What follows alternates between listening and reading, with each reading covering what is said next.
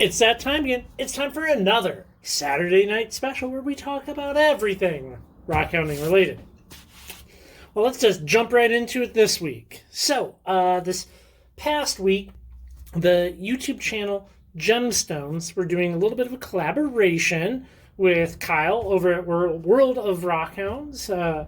They were doing some Fire Obsidian, kind of like, how Kyle mailed them some Fire Obsidian to show on their YouTube channel. If you haven't checked them out before, they kind of do like more short form kind of unboxings and kind of just like some informational content. I don't know, maybe I'm not doing it justice in describing it that way, but that is an aspect of what they do. And they were kind of doing a little thing on Fire Obsidian. Kyle sent them some Fire Obsidian to show off, and they mentioned some of the work that I've done in the measuring of the layers of Fire Obsidian. This is actually a little piece that Kyle mailed me, and we can look at that here. These photos that I have taken and the measurements that I've produced and all of that. And I find this to be a fascinating thing.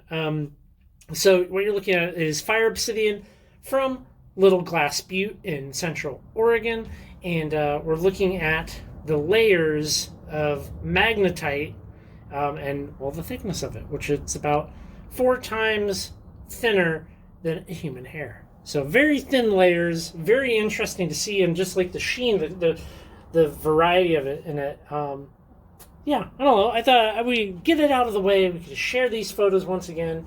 People can go check them out. It's always good when I see people kind of working together on different projects like that. It really brings to light other aspects of the hobby of rockhounding that sometimes maybe you don't necessarily see. I mean, a lot of people are very into just cut and polish, right? And I love a good cut and polish. To cut a whoop. Hey, it didn't break.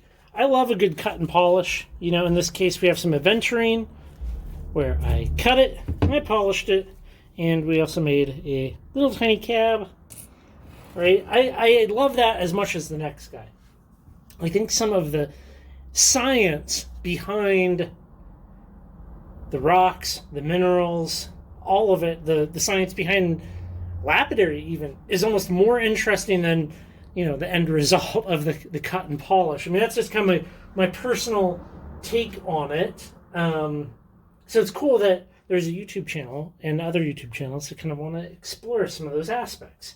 And not all rocks need to be super, super pretty for you to be able to look at them and appreciate them. So from time to time, I get comments, kind of essentially, I'm going to paraphrase. So like, basically being like, oh, if you can't cut and polish it, just throw it out. It's garbage. And I think that's a very narrow-minded approach to things. I love cutting and polishing. I mean, a beautiful cut and polished rock is fantastic, but you should be able to appreciate rocks and minerals that, I don't know, you don't necessarily need to cut and polish, or maybe don't have a value in the lapidary sense, and kind of expand your horizons a little bit. Well, I have here a couple of rocks that were given to me to do a little bit of identification on from, not that one, these ones.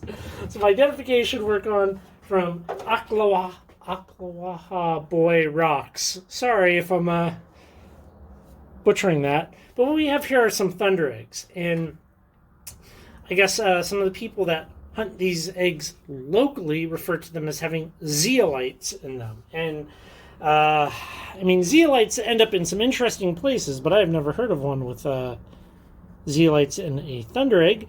And while these are interesting, and you can see kind of in there, right, we have some form of crystal growth, this is not a zeolite. When I took it under the microscope, we can see a structure, which is calcite. Those are blades of calcite. So it's very cool to see. I've not cut these other ones, but I'm anticipating maybe finding calcite on the inside, which I thought was pretty cool. You don't typically see a lot of calcite in thunder eggs. So very interesting to see, and I am very appreciative to be able to have those in the collection. They're not really a lapidary grade thing, but you know what I'm trying to do here is have a reference collection, a collection of rocks and minerals that I can refer to, that other people can refer to, and at some point there will be a full documented library of my collection up on the website, which is kind of something that is, well, that's a winter project. That's going to be definitely a winter project, so it's going to be a time-consuming thing. See, I'm a little partial to, at least right now, to having things that are just good and interesting. So they don't really require the cut and polish. I mean, the cut and polish of a beautiful thunder egg, man. And I love a beautiful thunder egg, right? So as much as I love these, I can also enjoy other things, like that maybe you wouldn't typically appreciate, or maybe the average person wouldn't, but like right here we have Magnetite Crystals, which are very cool to see, quite uncommon. I collected this in Utah, and it's a lovely specimen. I mean, no work required other than the cleaning, I guess. Definitely got to clean this stuff. And even some stuff that could potentially be cut and polished, you don't necessarily have to. Like this agate nodule, where we have crystal growth. There's some fortification. Probably not going to show up on video, but from Red Top. Collected years ago. I could cut and polish this, but I kind of just like it as is. It's kind of like a cool, just like funky piece. Lives on a shelf, you know. I look at it. I'm able to have some memories of things, you know. And you never really know. One of my favorite ugly rocks, because it just so perfectly illustrates to the point, right? That sometimes ugly rocks are actually quite amazing. And what we have here is, of course, some of the calcite that I collected in Utah, cut and polished. But, yeah, you know, I mean, if you were just to be like, oh, ugly rocks, get rid of them. Like, well, maybe you would have passed up on that. Maybe you would have missed out, you know? A couple more things, since we're doing a little show and tell here. All right, so we have some granite here, and that kind of like little fan structure is actually mica. It is not super rare to see it in this kind of formation where it's kind of this feathered appearance to it, but it's still very cool and not where you would typically see mica, and very, very interesting. And then, of course, some specimen jars, because, you know, if I'm building a reference library, you got to have a little bit of everything. And here we have, there's some selenite. Little selenite crystals. Look at that. How cool is that? Little selenite crystals. And even some rare stuff, you know, that could potentially have a lapidary use, but not these pieces. So I'm sure many of you are well aware of the Wild Turkey Mine out here in Northeast Washington. They have beautiful serpentine. I mean, just some absolutely gorgeous, gorgeous pieces. But look at that. So what I'm interested in there is the magnesiochromite. Chromite. And that is that gray right there. So purely from the perspective of collecting interesting minerals, obviously the serpentine is beautiful, but that black is a very interesting mineral. So, you know, to have that in the collection is good. And, you know, to have it in the collection is good. To have a diverse collection of things makes me happy. Makes me happy. I didn't have enough time at the microscope, but have a little rock here. Maybe you can see some quartz crystals. This comes from Theo Kellison over there in beautiful Montana. And the tiny crystals will be photographed here in the future. So thank you for that, Theo. That is very kind of you to pass that off to Jeremiah, Ragnar Rocks, and then he passed it off to me because Jeremiah lives in the same town as me now, which is very cool. It's very cool to have it's very cool to have another person that I can drag rockhounding with me. This past week, we went out to Rimrock Lake. A lot of fun. I love that area.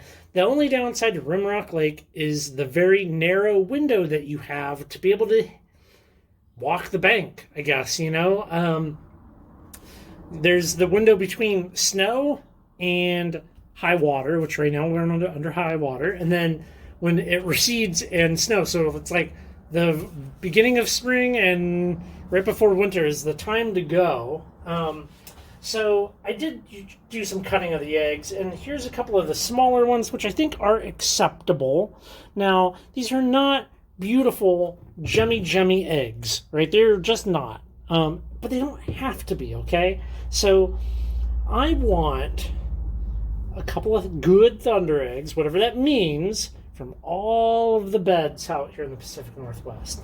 And sometimes that means even, what is good for one location and what is good for another location, such as Rimrock and Lucky Strike, can be very different, right? So I cut a couple of additional eggs. I cut this one, right? Not the worst, okay? Obviously, I would love it if there was more inside it, and I do have more eggs to cut in the future, but I think that's actually not that bad,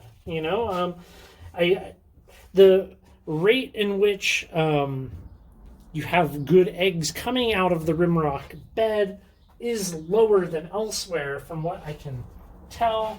I cut this other one, you can see the calciner right there. I had very high hopes for it. I was thinking this one's going to be really good. You can see it sticking out. Yeah, I don't know about this one. This isn't, I'm conflicted as to whether or not I should keep this, but not what I would consider pretty, but as far as reference, at the very least, it will get photographed and it will end up on the website for future reference. And these kind of seem like some of the more prize stuff with a bunch of crystal in it. I do have some more of that I need to get to in a later date and do some cutting and polishing of stuff. So, yeah. I think we're going to leave this one here, everybody. Thanks for coming by, hanging out with me in the shop, listening to what I have to say. Go check out that video on Gemstones channel. I will drop a link down below. Go over there, say hello, tell them I sent you. That would help me out, and throw me a thumbs up. All right, y'all. Y'all take care, and I will catch you on the next video, which just so happens to be a crystal collecting video.